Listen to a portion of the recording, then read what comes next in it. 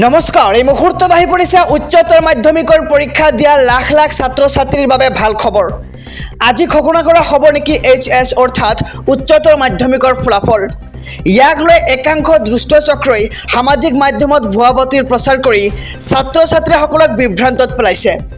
ছাত্ৰ ছাত্ৰীসকল তোমালোকে এটা নিউজ চেনেলৰ পোষ্ট চাব পাৰিছা।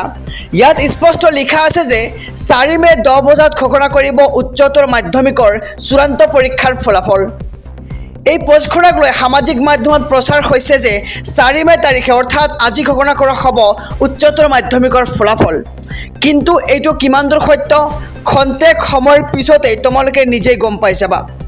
আকৌ পোষ্টখনক লৈ অসমৰ উচ্চতৰ মাধ্যমিক শিক্ষা সংসদৰ অধ্যক্ষ ৰুক্ম গোহাঁয়ে মন্তব্য কৰিছে যে 10 মেৰ আগতে ঘোষণা কৰা হ'ব উচ্চতৰ মাধ্যমিকৰ ফলাফল আৰু সেইমতে ভাবিছোঁ 10 মেৰ ভিতৰত আমি ৰিজাল্ট ঘোষণা কৰিব পাৰিম। গতিকে ছাত্ৰ ছাত্ৰীসকলে অতি শীঘ্ৰে লাভ কৰিব উচ্চতৰ মাধ্যমিকৰ ফলাফল। এই ফলাফল অতি সহজে লাভ কৰিবৰ বাবে শিক্ষা সংসদে মুকলি কৰিছে এটা মোবাইল এপ, য'ত ছাত্ৰ ছাত্ৰীসকলে নিজৰ ফলাফল অতি সহজে চাব পাৰিব। কেনেকৈ চাব ফলাফল আহক সবিশেষ জানি লওঁ। প্ৰথমে আপোনালোকে আহি যাব প্লে ষ্টৰত আহি আপোনালোকে চাৰ্চ কৰিব AHSEC বুলি চাৰ্চ কৰি দিয়াৰ লগে লগেই আপোনালোকৰ সন্মুখত এটা এপ ওলাই পৰিব উপলব্ধ নামৰ। প্ৰথমে এই এপটো ইনষ্টল কৰি ল'ব। ইনষ্টল কৰাৰ পিছত আপোনালোকে অপেনত ক্লিক কৰিব।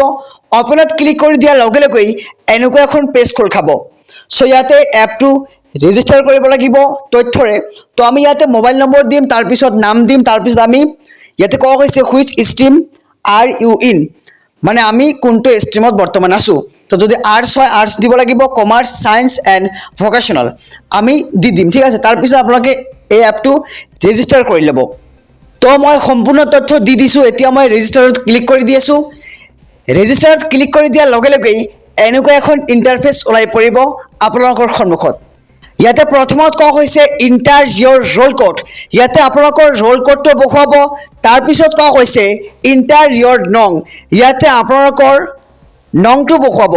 তাৰপিছত কোৱা হৈছে ইণ্টাৰ দ্য ডিজিট শ্বেয়াৰ। ইয়াতে কেপচা দিয়া থাকিব, আপোনালোকে ইয়াতে কেপচাটো বহুৱাব।